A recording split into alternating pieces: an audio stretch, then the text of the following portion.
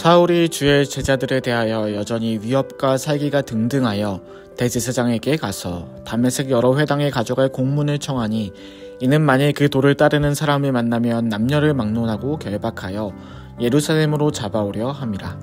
사울이 길을 가다가 다메섹에 가까이 이르더니 호련히 하늘로부터 빛이 그를 둘러 비추는지라. 땅에 엎드러져 들음에 소리가 있어 이르시되, 사울아 사울아 내가 어찌하여 나를 박해하느냐 하시거늘, 대답하되 주여 누구시니이까? 이르시되 나는 내가 박해하는 예수라.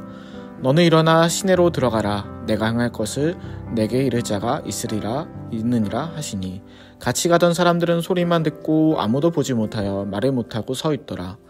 사울이 땅에서 일어나 눈은 떴으나 아무것도 보지 못하고 사람의 손에 끌려 다메섹으로 들어가서 사흘 동안 보지 못하고 먹지도 마시지도 아니하니라.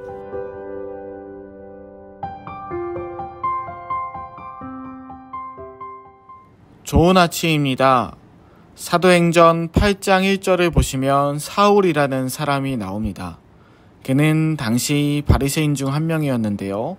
그래서 예수 그리스도는 인정하지 않고 예수를 따르는 무리를 신성모독으로 여겼습니다.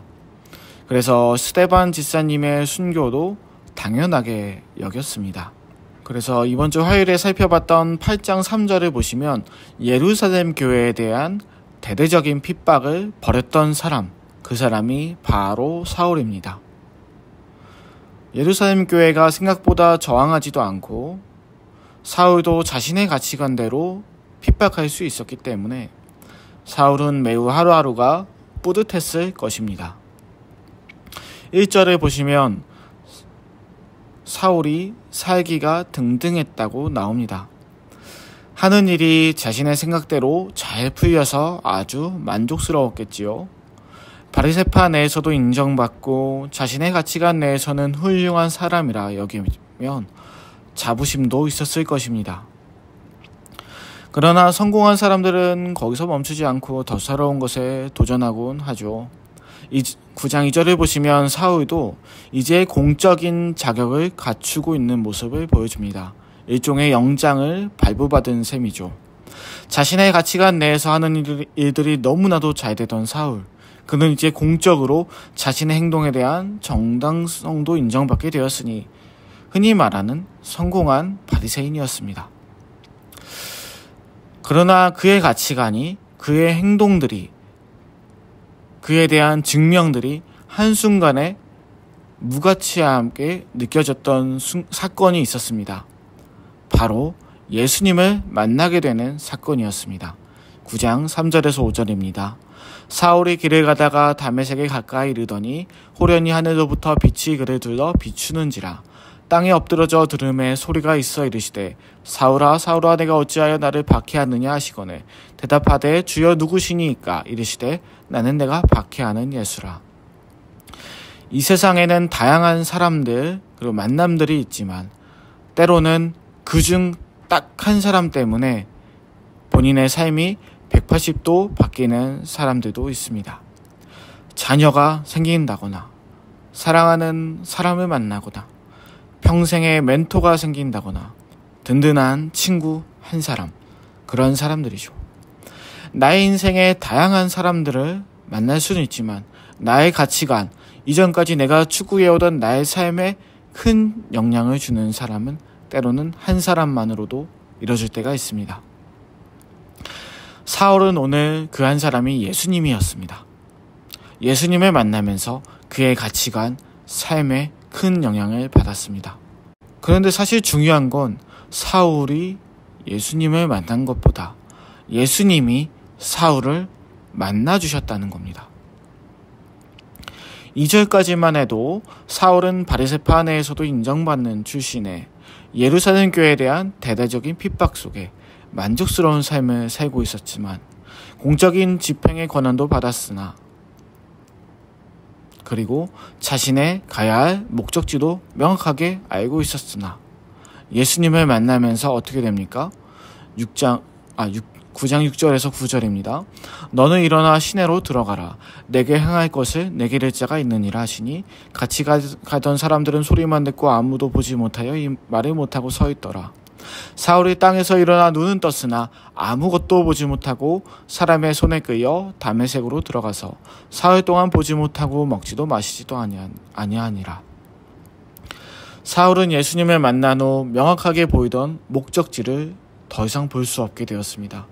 8절 표현 그대로 눈은 떴으나 아무것도 볼 수 없었습니다. 또 사울은 무엇을 해야 하면 좋을지 알고 있었지만 이제는 할 수 없게 되었습니다. 6절의 표현대로 이제 그가 행할 것을 누군가로부터 들어야만 했습니다. 충격인지는 뭐냐도 사울은 9절의 표현대로 사흘간 식음을 전폐하며 보냈습니다. 여기까지만 읽어보면 기독교인들 입장에서는 마땅히 잘못한 벌을 받았다고 생각할 수 있습니다. 그러나 사울이 이후의 이야기는 생각하지 않고 여기까지만 사울의 시각에서, 사울의 입장에서만 살펴보면 사실 사울은 너무 불행해졌습니다.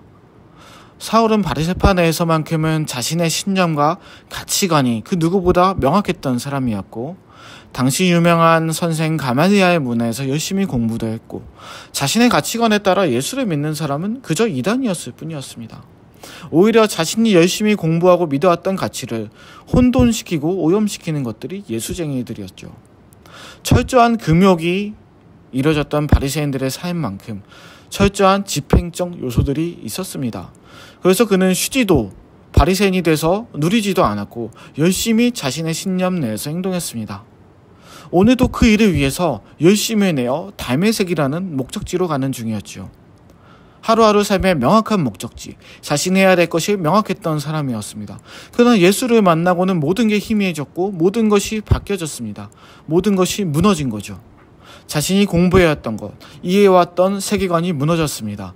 굳건히 지켜왔던 가치관이 무너졌습니다. 목적지를 잃었습니다. 과거에 열심히 내었던 삶의 의미도 잃게 되었죠. 과연 이 삶이 불행한 삶으로 볼 수도 있습니다. 물론 우리는 예수님을 만난 것이 축복이라 생각하죠. 자, 그러면 이것을 우리의 삶에 한번 적용해 보겠습니다.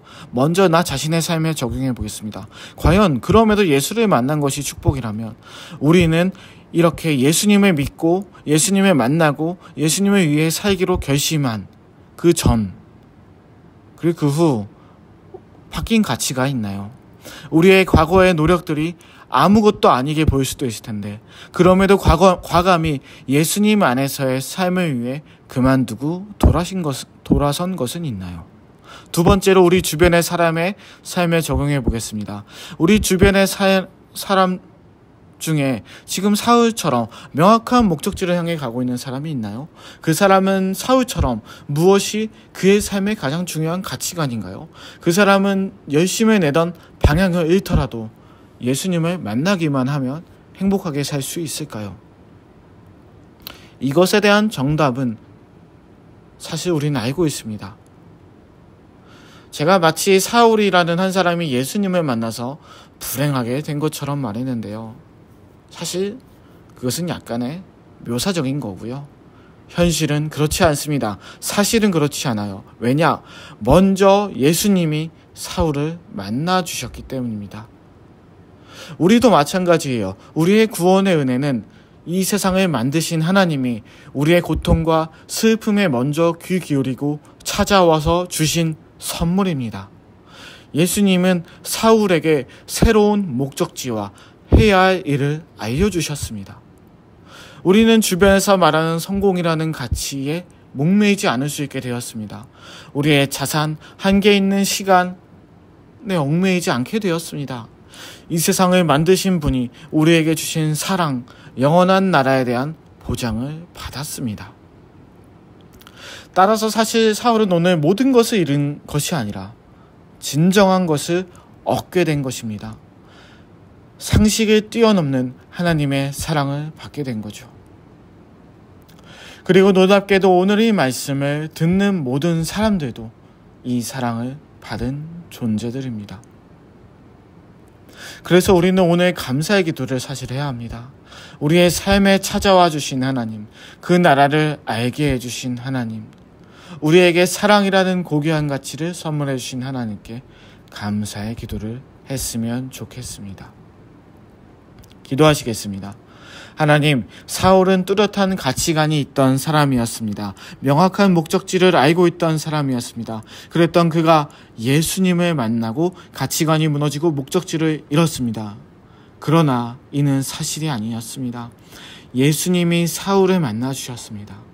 진정한 삶의 가치를 재정립해 주셨습니다.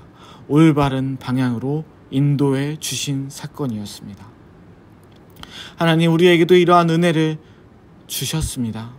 우리의 삶의 방향을 재정립해 주셨습니다. 우리의 한계 있는 삶 속에 찾아와 주셔서 영원한 하나님의 나라를 바라보며 살게 해주셨습니다. 하나님 감사합니다. 우리의 삶에 이러한 감사가 넘치게 하여 주시옵소서. 예수님의 이름으로 기도드립니다. 아멘.